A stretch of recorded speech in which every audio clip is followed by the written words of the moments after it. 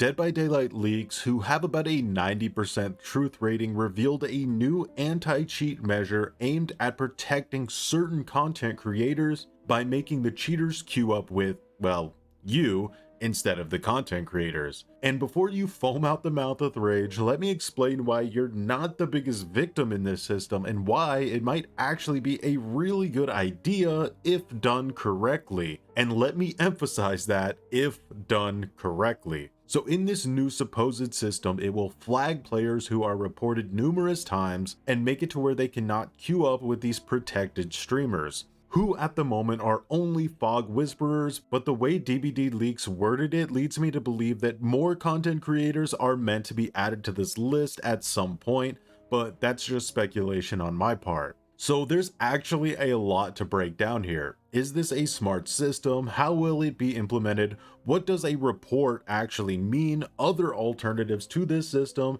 And most importantly, how beneficial is it to you? At first glance, seeing a system that only protects a handful of streamers can leave the cynical impression that behavior is just trying to make DBD look better publicly, to increase sales while hiding the cheaters under the rug with all the normal players. But there's one really valid reason for the logic behind this system. If you look back at my previous interviews with the sellers of the cheating software, stream sniping big content creators is their #1 advertisement for selling more of their cheating software. So by cutting down the amount of advertisements these cheaters are able to do, it will ideally reduce the amount of cheaters all players encounter.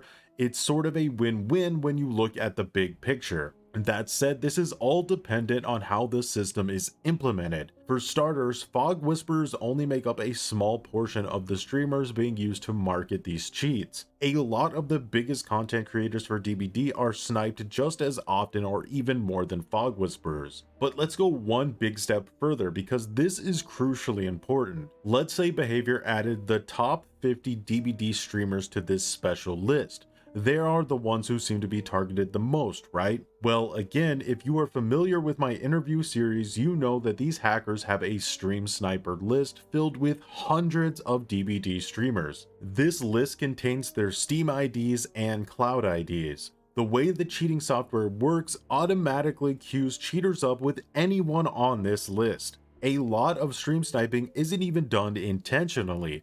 The software is programmed to advertise itself, so even if the top 50 or 100 streamers were protected with this new system, there are hundreds of streamers still on this stream sniper list that are now automatically going to be targeted more than anyone else in the game, including you. So smaller content creators would take the biggest L with this system.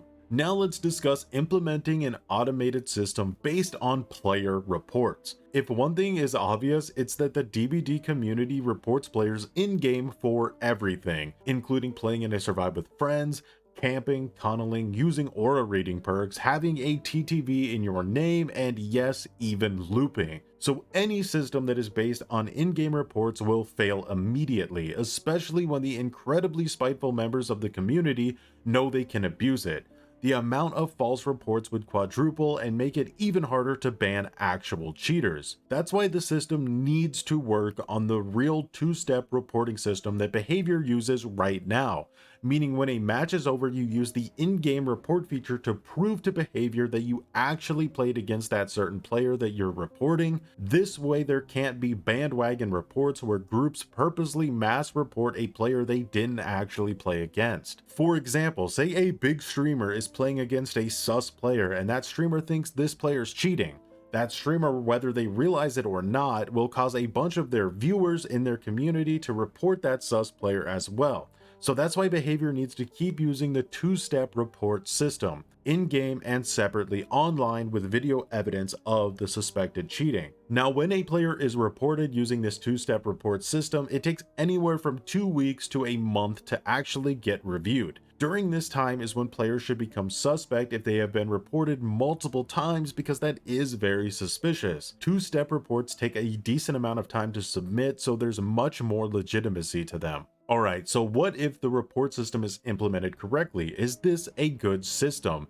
And my answer to that is dependent on how long it took behavior to develop it. We already know that Fog Whisperers were added to a previous special list that disabled their DC penalties for a while so they couldn't be held hostage by cheaters. If this new system is some evolution of that and it didn't take a considerable amount of time to create, then I'm all for it. It's a really good step in the right direction for reducing cheaters. However, if this system took a long time to develop, I'm gonna have to say I'm a bit confused at why behavior would go this route, when instead they could have created a system that takes all of these players that are being reported excessively and pulled them together. And this isn't some impossible feat of programming. It has been done many times before, most popularly in GTA, but Friday the 13th also had a version of this called the Salt Mines that included habitual rage quitters as well. And we already discussed how false reports would kill either system, so if behavior leans into developing something more substantial, a cheater pull would be the direction I, a random YouTube pleb, would recommend. And this time I'll really try to avoid getting blocked by the lead gameplay designer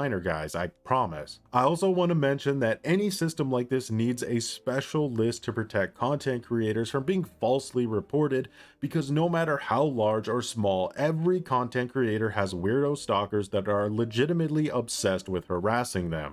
The system would also need to be hosted on behavior's side, because if the hackers were ever able to repurpose it for their own cheats, that would be disastrous. Unfortunately, the DDoSing issue is currently an unfixed problem, so Steam users are still able to have their IP addresses stolen without a VPN.